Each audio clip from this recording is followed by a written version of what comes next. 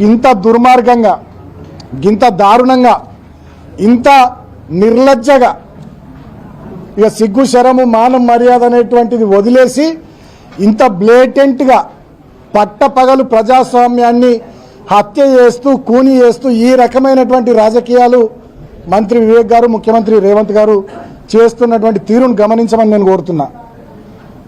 22లో 14 మందిని గెలిచిన తర్వాత కూడా 13వ తారీఖు నుంచి, ఫిబ్రవరి 13వ తారీఖు నుంచి ఇవాళ మార్చి 4వ తారీఖు దాకా ఇన్ని సంఘటనలు జరిగిన తర్వాత కూడా ఇంకా మా కౌన్సిలర్ల మీద కిడ్నాప్ చేసినామని పిటిషన్లు ఇవ్వమని ఇళ్ల పొంటి తిరుగుతున్నారంటే ఇక వీళ్ళని ఏమనాలి? వీళ్ళకి ఇక నాకు మాటలు వస్తలే, ఏం మాట్లాడాలో మాటలు వస్తలే.